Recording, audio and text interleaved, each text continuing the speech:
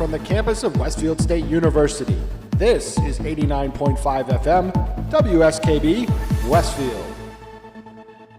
Support for the community programming of WSKB is provided by the Dunkin' Donut Shops of Westfield and the Sardinia family. It's nice to know that even as the world changes, Dunkin' Coffee remains the same at 7 convenient locations throughout Westfield.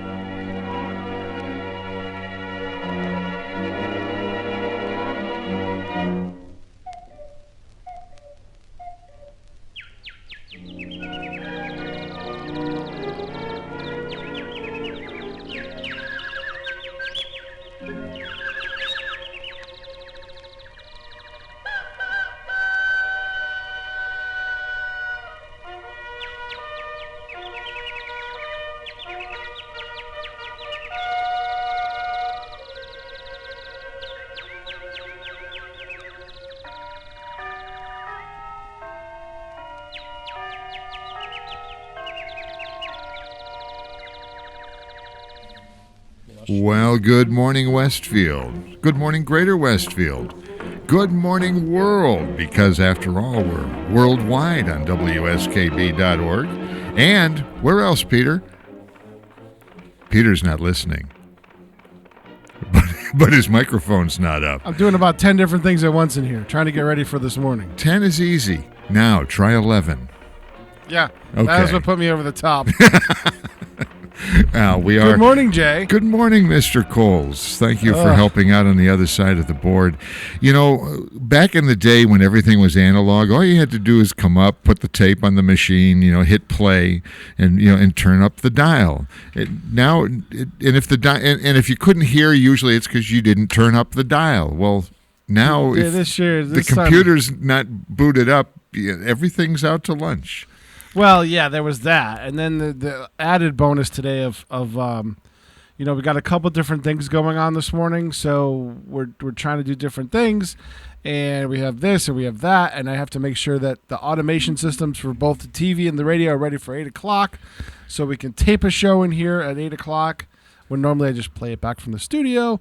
Yeah, there's all kinds of things going on. I'm whining? No, I'm just juggling balls this morning. That's okay. all. That's all right. Not anything I can't handle. I'm just juggling balls this morning. That's why we get paid the big bucks here. I'm Jay Luca. Like that's Pete Coles on the other side of the board.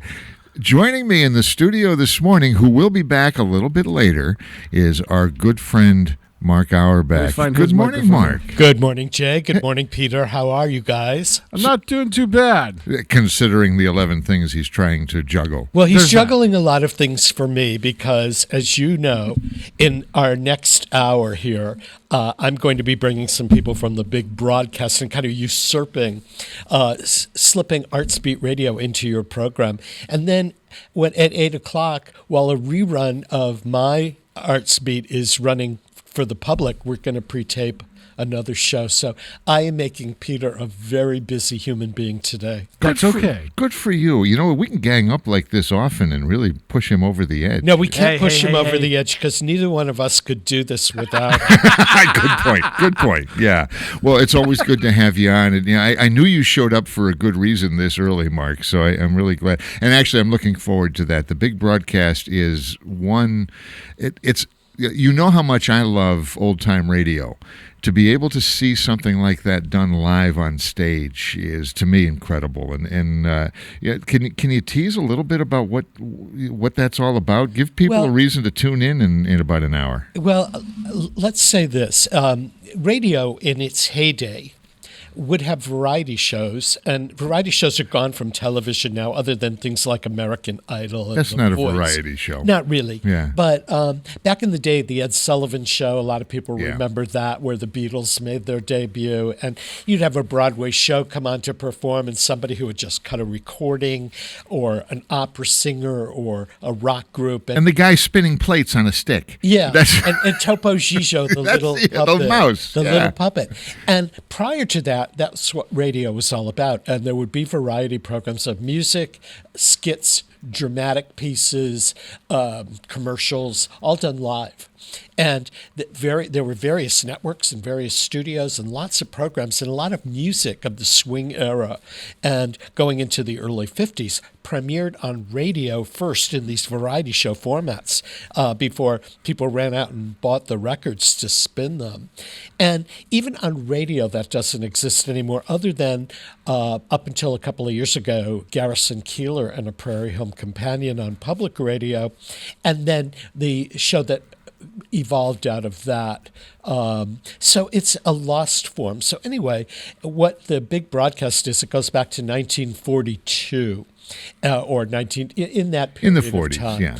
And it recreates some of the music of the era and some of the skits of the era and some of the old-time commercials, like the Texaco commercial, which people, if you hear the jingle of it, you might recognize it from something. We don't have commercials with jingles anymore. There aren't, not like they used to not be. the way they were did. stuck in your head forever. I mean, I go back when I was a kid, and the Texaco star. That was it. Yeah. You can trust your car to the man with the star. Yeah.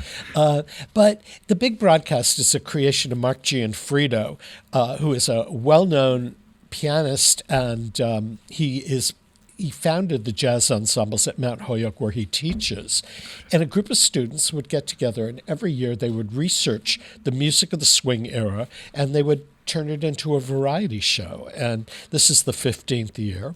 Brian Lapis, the weather guy from Channel 22, is the MC. Who got his start in radio. He did. In fact, when we pre-recorded a show a couple of weeks ago that had a technical glitch and didn't actually record, he had started in radio around the same time that I did. And, you'd go into the studio and you do programming, and some of the old, engineers and some of the old guys had worked at the tail end of the golden age of radio, and they would talk about it. And, you remember when we did this for Sid Caesar and we did this for, stuff like that. And I would listen to these, when I was doing news, I would listen to these engineers and program directors that had been there in the 40s and 50s, and they were at retirement age when I started.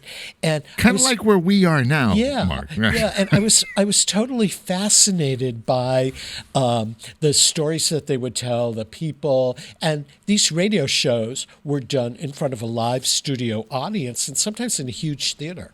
Yeah, and that's what I love. In fact, where they're doing this, Chapin Auditorium, right? Yeah. At Mount Holyoke? Mount Holyoke College. And that auditorium has some history to it. It does. In fact, the Glenn Miller Orchestra, before it was well known, and they were touring the country to kind of build up their image, they played a senior prom there. That's so cool. And Mark Gianfrido dug that up out of the archives. And in the senior prom, I believe it was 81 years ago that this happened. And Glenn Miller was not a known commodity. And so last year, in the 14th edition of the big broadcast, they played some Glenn Miller, a music that might have been done at the time that they played Mount Holyoke. There's always ghosts in the theater. I'm sure there were some in that day doing that and smiling. Yeah. But, I was in New York over this last weekend for the first time in over a year.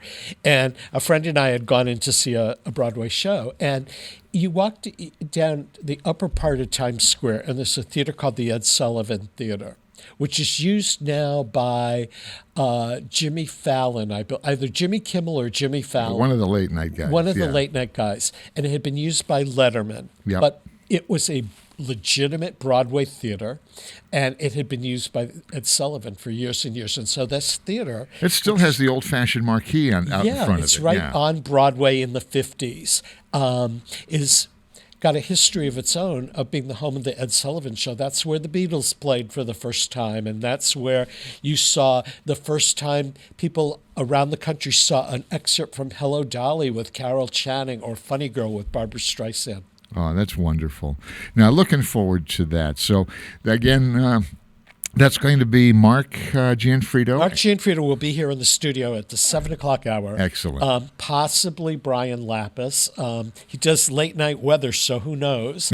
He may phone it in, or it may just be Mark and me. And the other thing is, we'll have some tickets to give away today. Great. So once we get that ticket giveaway set up, which may be before that hour, if some of the listeners today would like to see the big broadcast and call in, we'll have a pair of tickets for them. Oh, well, you want to do one right now? We can have them. Well, I don't know the number they're supposed to call. Pete, can you help with that? Yeah, they can call 642-9039. They could do that. Area code 413. Yep. So- or message us on our Facebook page. We could do it that way too. Yeah. Here's the deal. We'd like to, I have 10 tickets, 5 pairs, which we'd like to give away. The performance is on Saturday, March 7th, which is next weekend. There's a 2 o'clock matinee and a 7:30 evening show. The show lasts about 90 minutes. And I've got 5 pairs. Can be for either show. If you call in now or message on Facebook, as soon as they're gone, they're gone. They're gone. They're gone. All right, great. Thank you, Mark. Look forward to hearing all about the big broadcast. So we'll be back at 7. And thank you so much for letting us all come on to your program today. Not a problem at So all. on my Arts Beat, you'll have to come back and talk about the Westfield concerts. Westfield Concert Series, westfieldconcerts.com. We have a great weekend coming up, something to kick off the St. Patrick's Day week. That Friday, March 13th, we have the Screaming Orphans. And they're from Donegal, Ireland.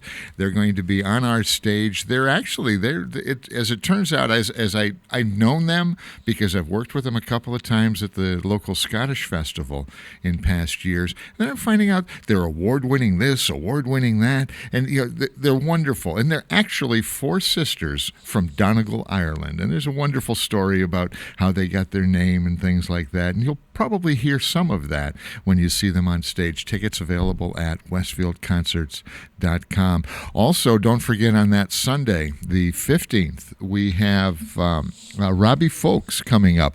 Now, Robbie has 13 albums under his belt. He's from the Chicago area, and he's kind of a country, alternative country folk musician, and he's played with many, many people in the business, names that you'd recognize. I'm not going to drop them all here, but he's just if you like laid back country, this is the guy. Come and see that show on Sunday the 15th. Out in the future in April, Roomful of Blues is coming to Westfield. And then, speaking of country, Adam Wakefield. Adam was he was a finalist on The Voice. So we are very pleased to have him coming in. The Closet Carpenters, it will be in April, and that's a Carpenter tribute band. And these guys are fun. You flash back to the 70s and just the mellow sound, the beautiful sound of the Carpenters. And then in May, we have a tribute to Pat Benatar and Motown on Mother's Day. That works. Motown on Mother's Day. You want to come in with a great treat for Mom Sunday afternoon, May 10th, Personal Touch. That's all coming right here to Westfield at westfieldconcerts.com. On the other side of the break. Oh, you want to talk? Yeah, I wanted to ask you a question because you were on my Art Speech show Yes. Back in January. Once in a while that happens. Yeah, once in a while that happens. Cross-promotion, they call it. And you were talking about the February performances. How did it go? Oh, it was phenomenal. We had Queen. It's a long name. 33 1/3 Lives Killer Queen Experience.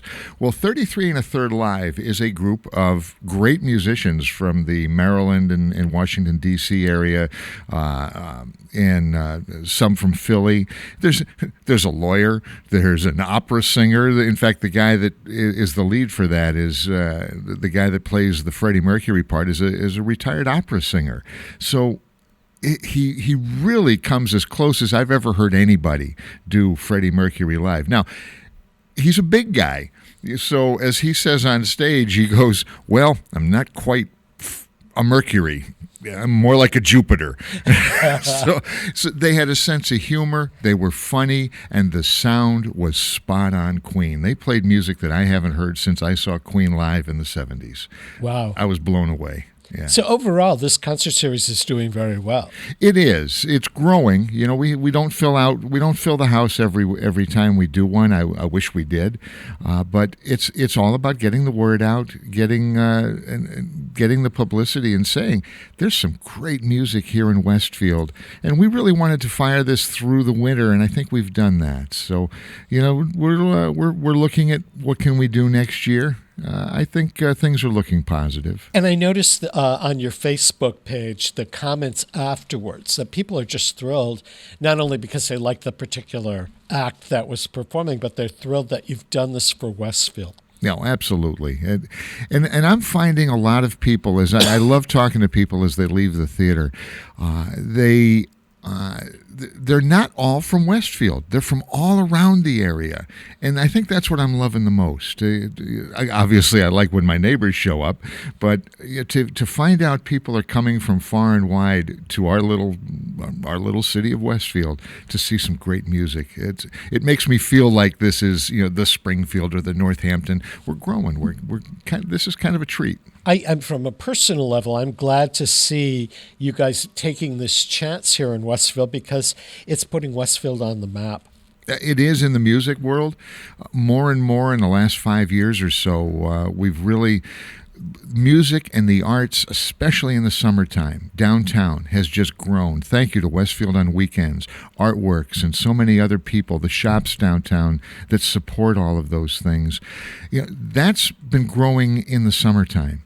And what got this idea started, Patrick Berry and I go, well, why don't we do something in the winter instead of rolling up the sidewalks in November? So I think we've had some good people come downtown and realize there is something going on downtown in the wintertime in Westfield.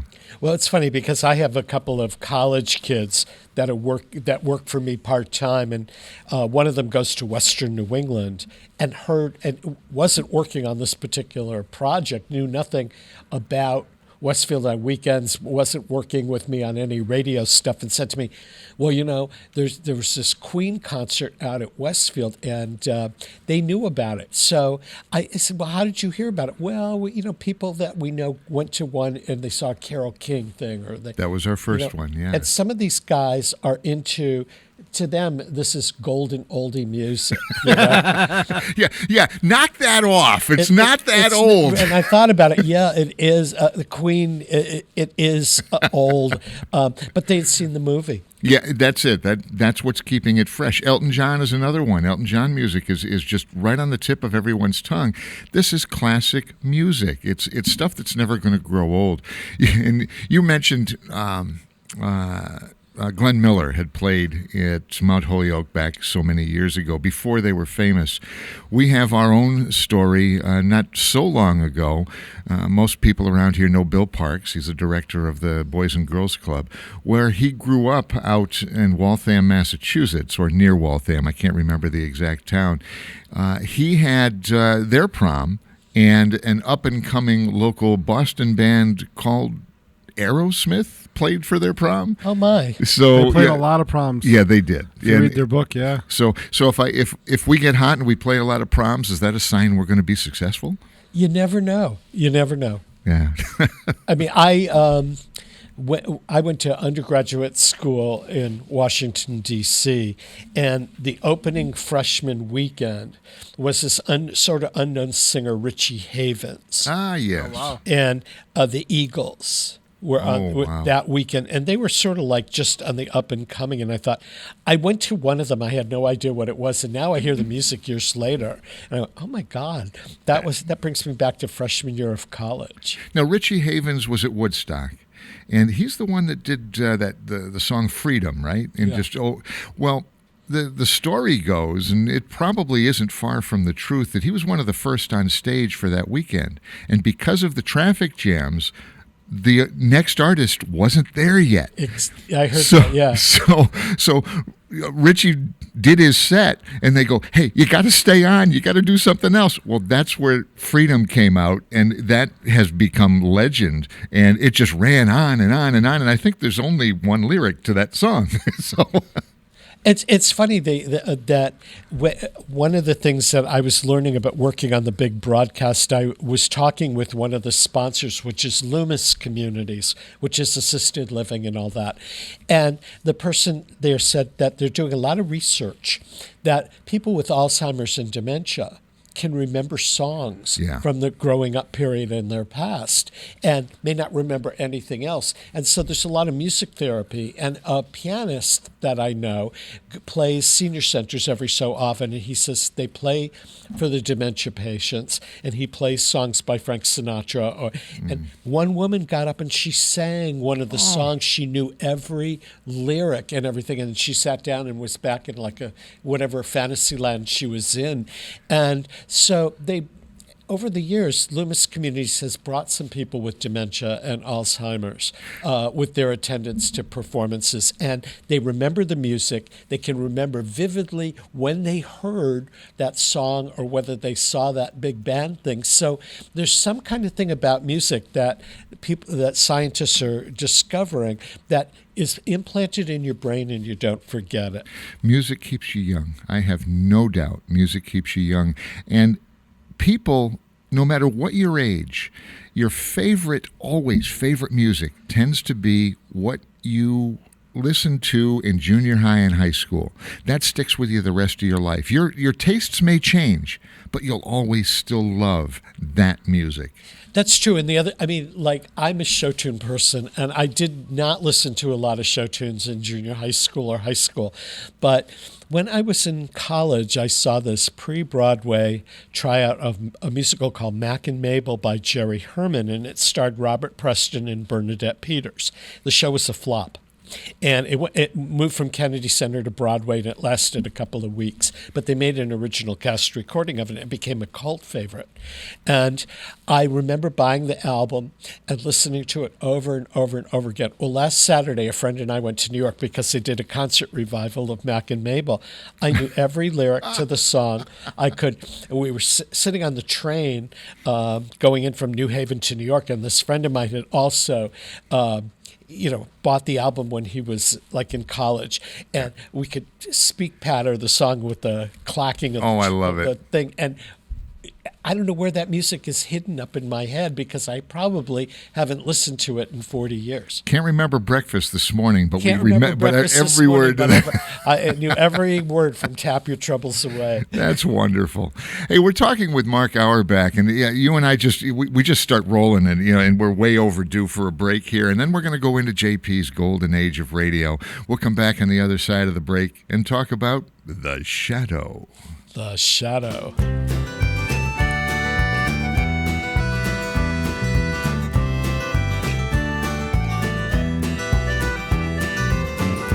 To the city of Chicago, as the evening shadows fall, there are people dreaming of the hills of Donegal.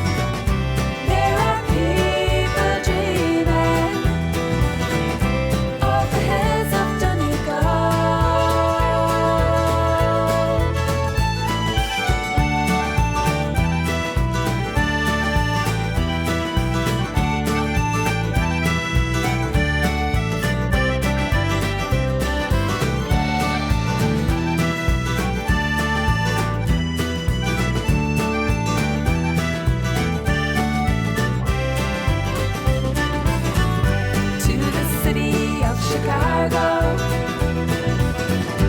As the evening shadows fall, there are people dreaming of the hills of Donegal. To the city of Chicago. As the evening shadows fall, there are people dreaming of the hills of Donegal.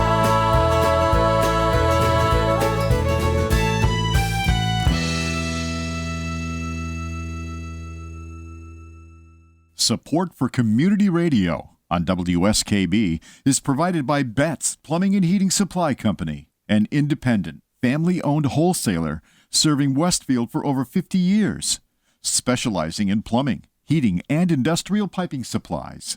On the web at bettsplumbing.com or at 14 Coleman Avenue in Westfield. Join me, Tina Gorman, each week from 6 to 8 a.m. for Wake Up Wednesday, when my guests and I discuss health, wellness, and lifestyle reimagined. Community Radio. 89.5 WSKB. Live from Studio 120 at Westfield Technical Academy, this is WCPC Channel 15 and 89.5 FM WSKB Westfield. And this is JPEG Luca with JP's Talk About Town, and straight ahead is JP's Golden Age of Radio. The Shadow is the name of a collection of serialized dramas originally in 1930s pulp novels and then in a wide variety of media. Its title character had been featured on the radio in a long-running pulp magazine series. Now, pulp series or pulp magazines. Do you remember Mark Auerbach is here, and do you remember why they called them pulp magazines? I don't know. It was made from cheap pulp paper. That really is I don't the know, because reason. it was Pulp Fiction. They just churned it out, and But they churned it out on cheap newsprint, it was cheap paper. cheap. Yeah. When you get the paperbacks, they were as cheap as they rip in your hand. Yeah, it wasn't meant to last long. Okay, read it once, throw it away. Yeah. And that was where that all happened. Well, it was originally created to be a mysterious radio show, and just the character, the Shadow. But then it became a character that developed and really turned into a cult classic, and then very famous. Famously, the voice of Orson Welles played most of the radio Shadow characters. Anyway, Pete, what's the episode and year this is from? From 1946 in February, it's Murder with Music. Ladies and gentlemen, The Shadow.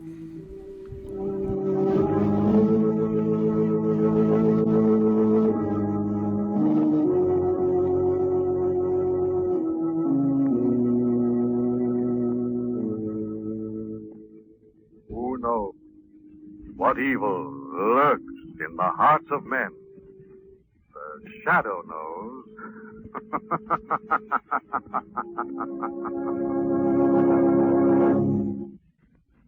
Once again, the Grove Laboratories brings you the thrilling adventures of the Shadow, the hard and relentless fight of one man against the forces of evil. These dramatizations are designed to demonstrate forcibly to old and young alike that crime does not pay. When you're suffering from acute nervousness, extreme fatigue, that run-down feeling and lowered resistance toward cold, see your doctor.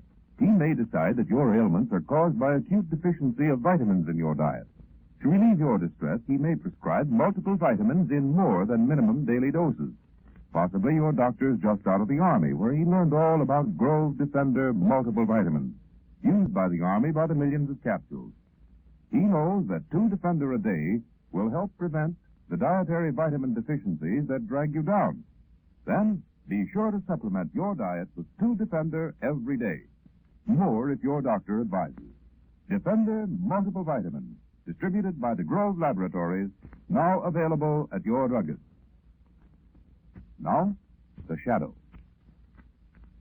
Is in reality Lamont Cranston, wealthy young man about town. Years ago in the Orient, Cranston learned a strange and mysterious secret, the hypnotic power to cloud men's minds so they cannot see him. Cranston's friend and companion, the lovely Margot Lane, is the only person who knows to whom the voice of the invisible shadow belongs.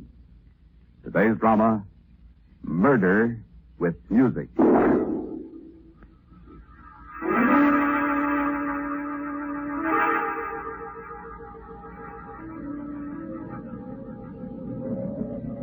Why are you just standing there staring at me?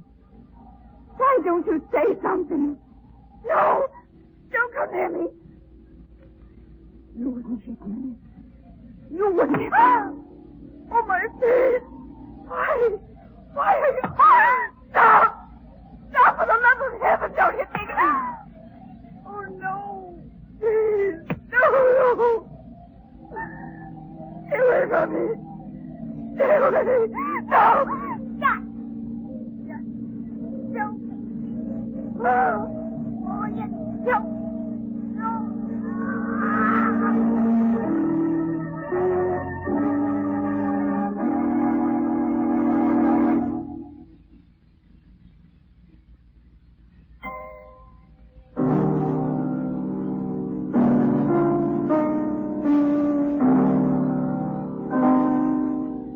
Does play well, doesn't he, Lamont?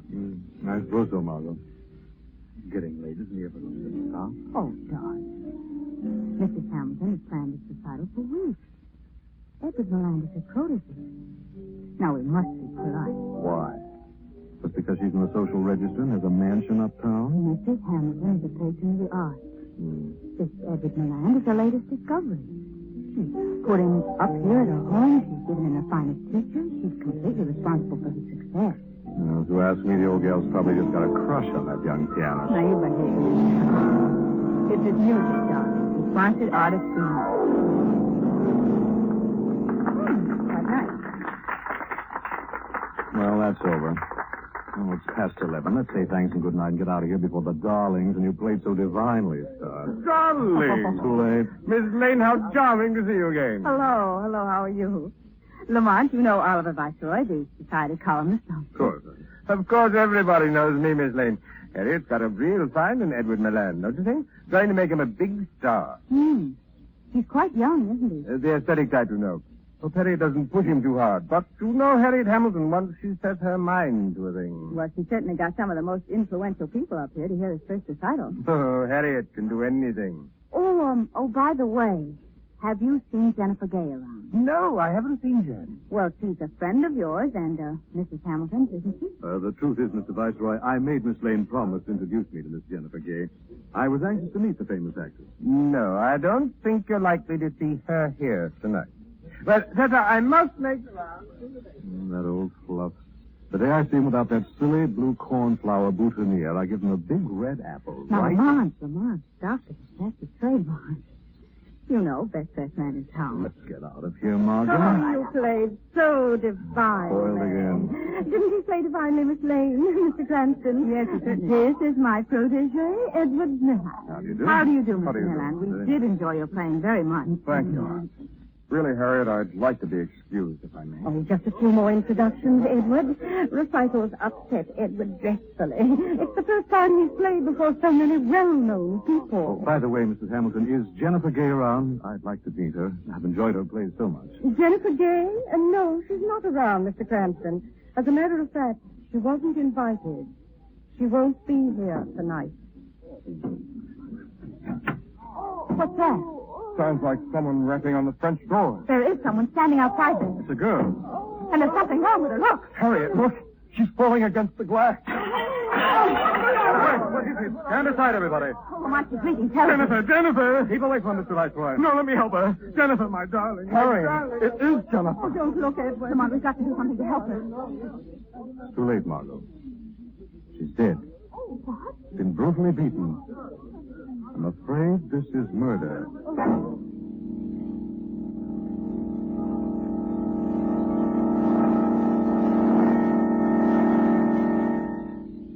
Now, quiet, please, everybody.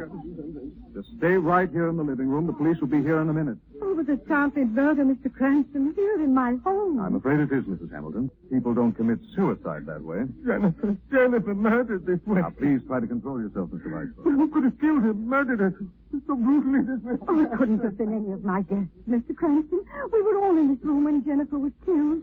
You, Miss Lane, had chairs right by the door. You'd have seen if anyone had slipped out. Yes, that's true. Hello, everybody. Sorry I'm late. Lamont, that's Brad Bartholomew, isn't it? Oversized. So I see. Bobby Beautiful himself. Well, what's wrong, Harriet? I thought this was a party. You all look as though you'd seen a ghost. Not a ghost, Mr. Bartholomew. A body. Huh? Jennifer Gay's dead body is under that robe. Well, not Jennifer. You know her, Mr. Bartholomew? Well, certainly I know her. She's one of my best friends. I wouldn't exactly say friends, Mr. Bartholomew.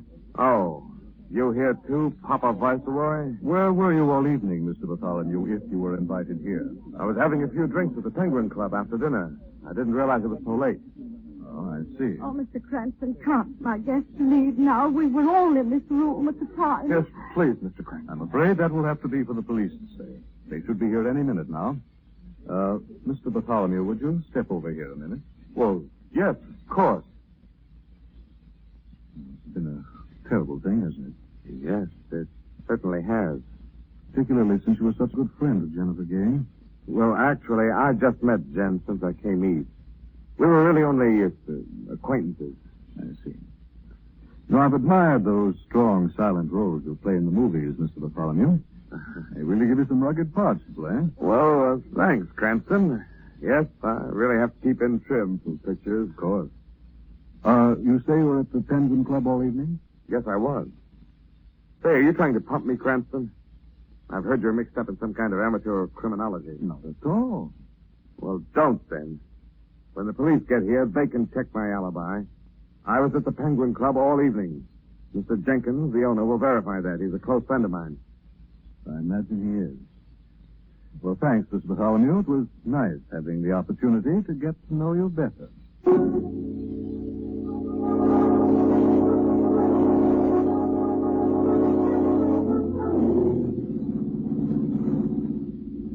You know, Lamont, I'm amazed the police let everybody go. Well, they really have nothing to hold them on yet, Margot. Of course, they're all well-known names. Yeah, it's true.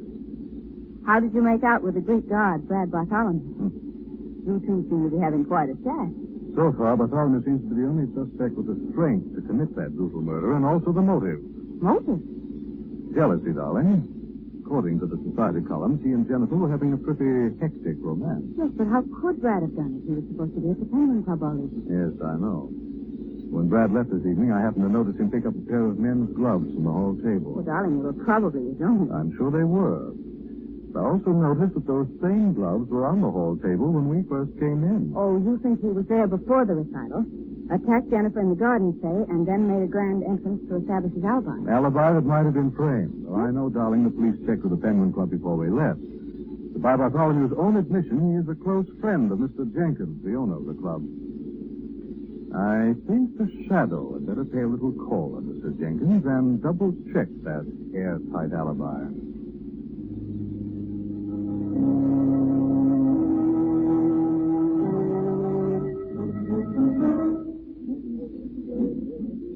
Okay, boys, close up and you can all go. I'm going over the books for a while.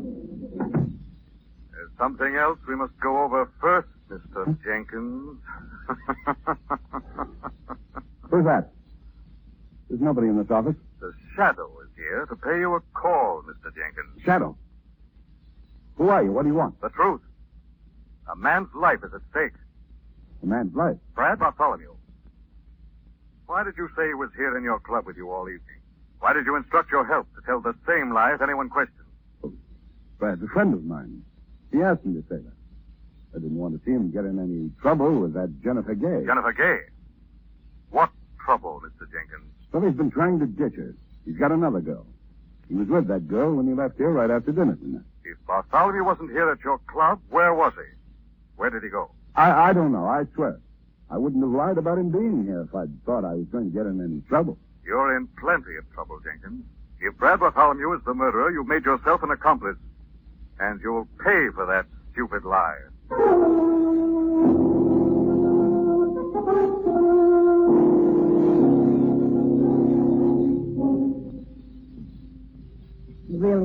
You're going to get into trouble sometime.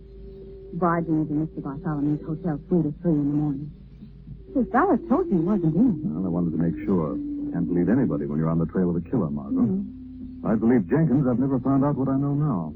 Do you really think Bartholomew's the killer? Well, it looks now as if Brad Bartholomew deliberately faked an alibi so he could kill Jennifer. No, it is odd, isn't it? Bartholomew's valet said he hadn't seen him since he went down to the hotel storage room to open up one of his trunks. Funny time of night for that sort of thing. Unless he was getting some clothes out for a quick getaway. Margot, we're going to slip down into the basement into that storage room. Oh, darling, if he is down there, and he is the killer. Our lives won't be worth 2 cents. We'll have to take that chance, darling. Come on.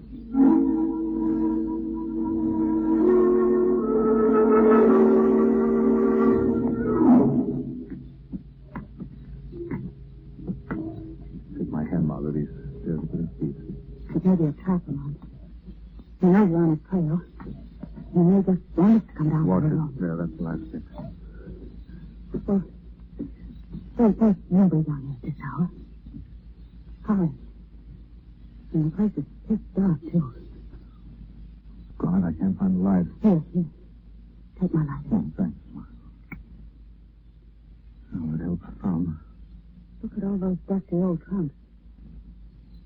I wonder maybe hiding behind those. Yes, and he had skipped town, Oh, too. come on, let's go back upstairs. You know how strong the killer must be. He could beat us like he beat Jennifer. He could snap our necks the way he killed her and... Behind me, quiet. What was that? Sounded like something moved over there. Look! Look at that trunk. It's got Bartholomew's name on it. Trunk's right up against this closet door. Yeah, I'll pull it away and see if it's locked. Wait, I have...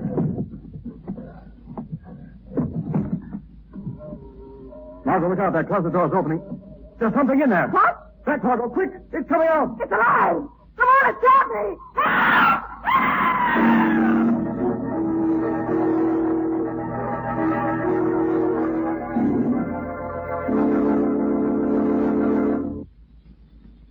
Well, here it is, winter again. And for lots of you, that means the common cold, with all its usual miseries. Now, for 51 years, millions of cold sufferers have known just what to do. They've turned to Grove cold tablets for comforting relief, fast. Maybe you didn't know that Grove cold tablets get right down inside and work internally to give relief from all these usual miseries of a cold at once. Relief number 1, help reduce fever. Relief number 2, ease your headache. Relief number 3, alleviate body ache. Relief number 4, reduce nasal stuffiness.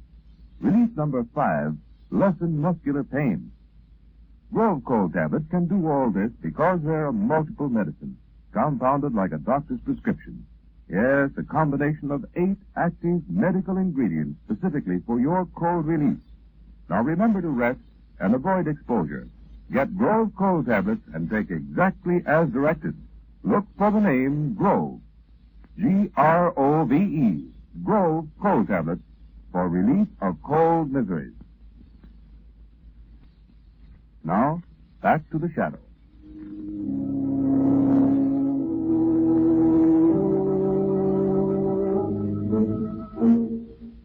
Lamont Cranston and Margot Lane, on the trail of a brutal killer, stumbled on something hidden in the closet of a hotel basement storage room.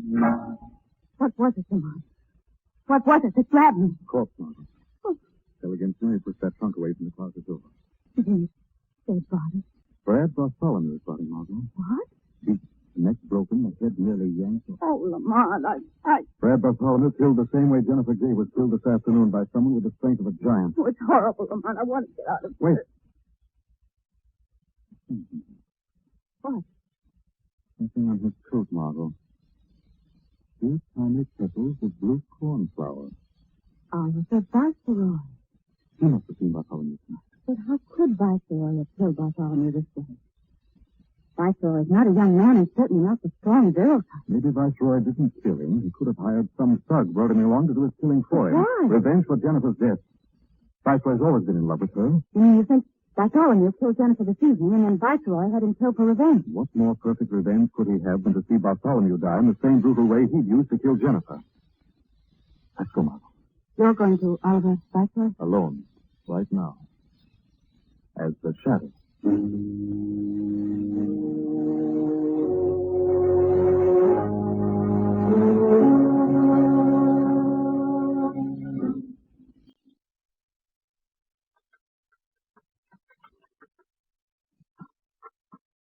Now, let's see.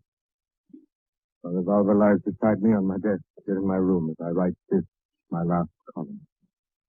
The famous society matron will shed no tears over my suicide. Even now, she sheds no tears over the murder of the beautiful actress. I name no one as guilty, but I know that a woman's jealousy and hate did kill Jennifer Gay.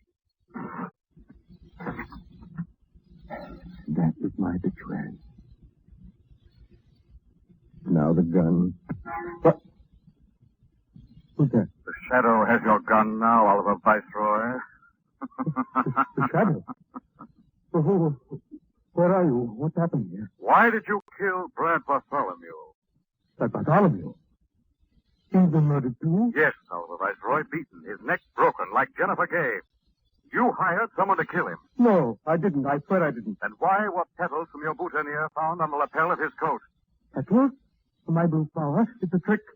Someone deliberately planted them there. You wanted Brad killed for revenge. You believed he killed Jennifer. No. I know that he didn't. Brad didn't kill Jennifer, but I know who did. Yes? Who? Harriet Hamilton. She hated Jennifer because Jennifer was trying to steal Edward Milan, her protege, from her. You have proof? I have. This letter. Listen. Dear Oliver, you are the only person I know who has influence over Jennifer Gay. She's trying to take Edward from me. Keep her away. I'll kill her if she dares interfere. Find Harriet Hamilton. Why have you hidden this evidence? Why didn't you go to the police with it? Harriet helped me, too, to get started. But I feel no gratitude now for that woman. She planted my flowers, so the police would suspect me of Brad's murder. You're naming her to save your own life. Why would I lie when I was about to kill myself? You saw Shadow. You saved me from suicide. But I have a reason for living now. To see her home. I'll take that letter, Viceroy. The Shadow has all the information he needs now. You can rest assured that the real murderer will be brought to justice.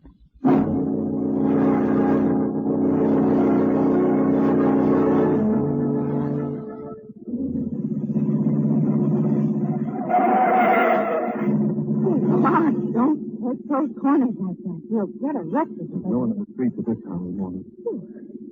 Well, do you think Harriet Hamilton might try to get away? You must know that Bartholomew's disappearance can't go undiscovered very long. But if she did kill Jennifer, why would she also kill Bartholomew? Because she had to. If Brad was at her house before the recital, he probably witnessed the murder.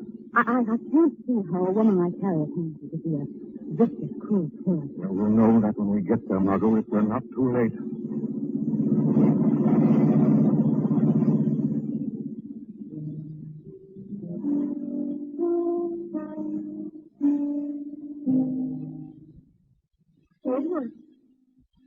Edward darling. Yes, Harry? Sitting alone in this dark room, playing by the light of a candle. If someone heard you at this hour, they might think it very odd. I'm too nervous to sleep, Harry. I've got... You've got nothing to be nervous about, Edward. Nothing. So what happened here in this house this evening, you say? Stop playing, Edward. Playing is the only thing that helps me now. You heard me, Edward. Stop playing. Stop it, I said! That's right, Edward. Harriet. You're not frightened of me, are you, Edward? Why, I'm the one who gives you strength. I'll make you great. I know, Harriet. I've always taken care of you. I'm very fond of you, Edward. I couldn't get along without you. You've given me everything. But this tonight, this awful thing, Jennifer and Brad. What if the police find out? Edward. They're dead, aren't they? Edward. They're dead. You struck me. Acting like a hysterical child. sounded like someone coming up the drive. There's a car just drove up. One of the neighbors? At 4:30 in the morning. No, Harriet. It's the police. Oh, no, they couldn't have found out. Tell them the truth, Harriet. Tell them everything. Listen to me, Edward. I've made plans for this. They're running away. No, they catch you. I've believed you already packed in one for me, too. I've hidden them in the second floor room in the garage above the car. Harriet, I'm afraid. They get away now. Come with me now. I can't, Harriet. I'm afraid. You can. You must, Edward. Let me go. No. I'll take the station to the garage. Quick. You're coming with me.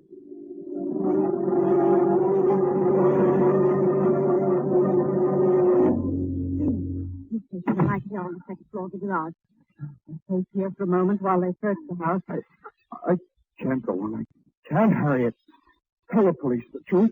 I'll tell them the truth. All right. You fool, tell them. You'll hang. I won't. I'll. Of course you will. But it was worth it, wasn't it? I've always wanted Jennifer out of the way. I'm glad she's dead. Brad, too, had to be killed. I didn't even know he was in the house until I saw him looking out, watching you kill Jennifer. You wanted them killed. I'll hang. Jennifer was after you for herself. She would have taken you from me. You didn't kill them for you. You told me lies. Jennifer was laughing at us.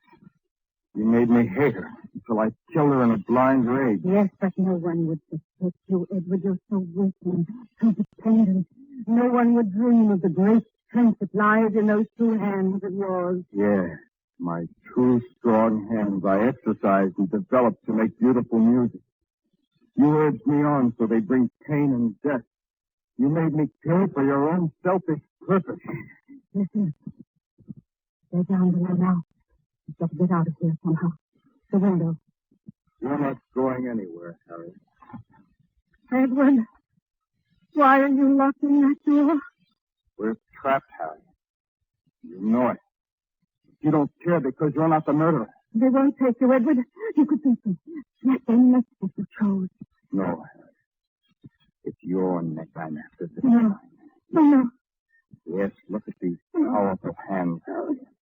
The hands that beat Jennifer and Brad to a pulp. Edward, you wouldn't let me. I'm going to show you how I killed Jennifer. No. First one blow on her face, like this. She got up herself, just like that. I smashed down with another. And another. Stop. Now, Harriet, this is how Jennifer felt when I grabbed her throat and choked.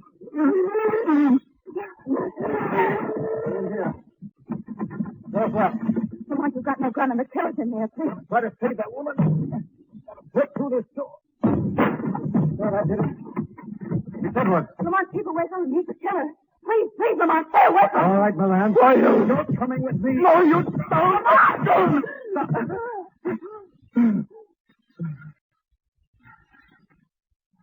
I've got him. Phone the police, Margot. He's not going to give us any more trouble now.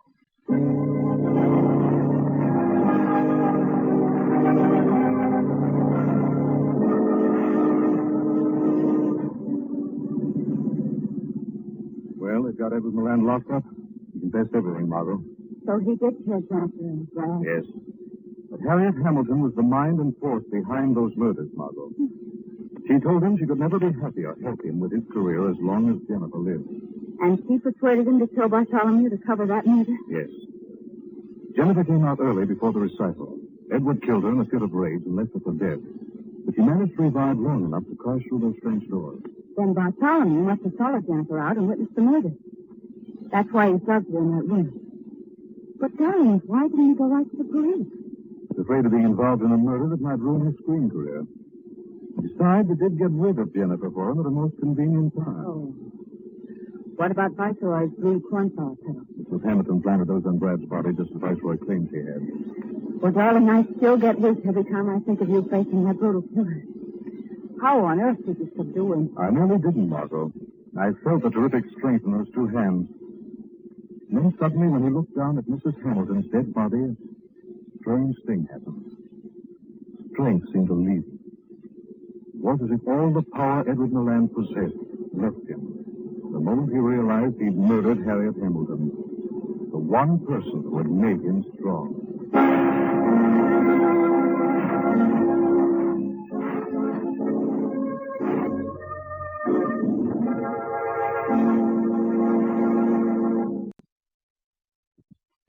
Here's good advice for cold sufferers. When a cold is working on you and you're in for real misery, turn to Grove for quick relief. Get Grove cold tablets, more widely used for cold relief than any other cold tablet in the world. They get right down inside and work internally to give you relief. Grove cold tablets are of multiple medicines, compounded like a doctor's prescription. A combination of many active medical ingredients. Work on all these usual cold miseries. Relieve headaches, help reduce fever, alleviate body aches and pains, reduce nasal stuffiness. Get Grove cold tablets. Take exactly as directed. Rest and avoid exposure. Accept only the box with the Grove signature. Look for the name Grove. Grove cold tablets.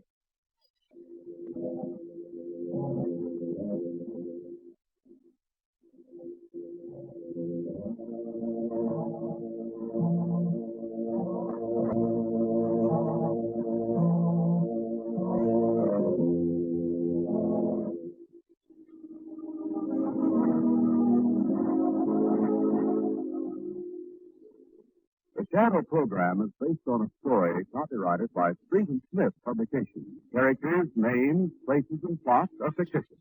Any similarity to persons living or dead is purely coincidental.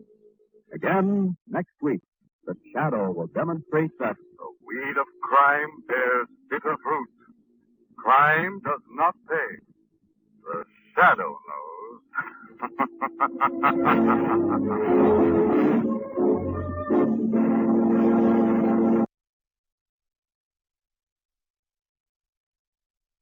Support for the community programming of WSFD